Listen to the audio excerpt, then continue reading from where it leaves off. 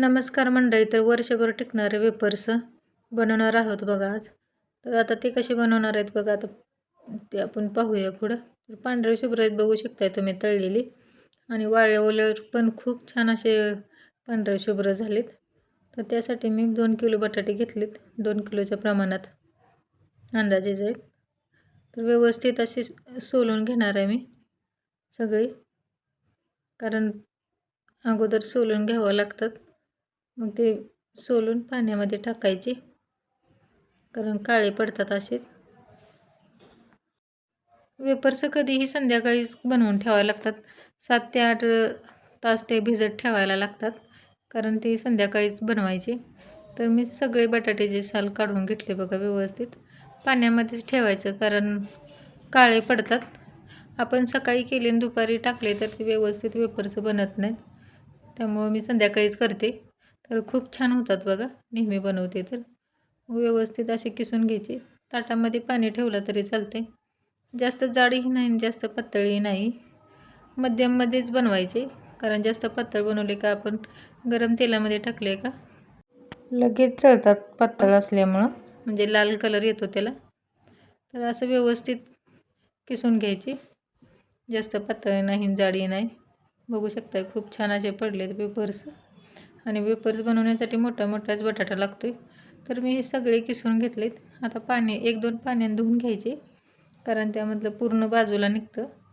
स्वच्छ पाण्यात जोपर्यंत निघत नाही तोपर्यंत धुवून घेऊ शकताय तुम्ही.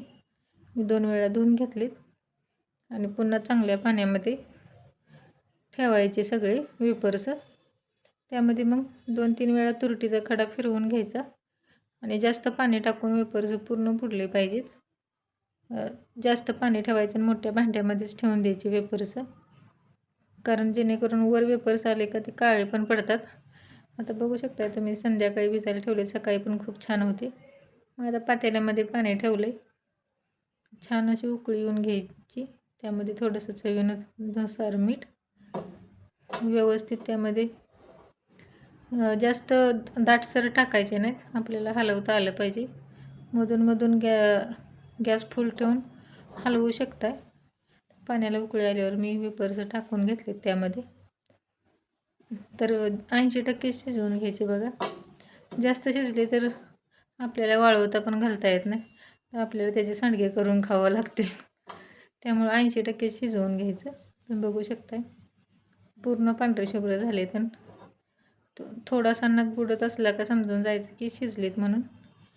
पाण्याला उकळी आली का 1-2 मिनटं शिजू द्यायचे फक्त, आणि एक करून असे वळायला ठेवायचे व्यवस्थित. तर छान असे वाळलेत बघा, पूर्ण पांढरे शुभ्र झालेत. तर व्हिडिओ आवडला असेल तर लाईक करा, शेअर करा आणि कमेंट करायला विसरू नका. आणि अशा पद्धतीने बनवून बघा, खूप छान बनतात बघा पांढरे शुभ्र. तळल्यावर पण तुम्ही बघू शकताय खूप पांढरे झालेत. चला तर बाय, पुन्हा भेटू.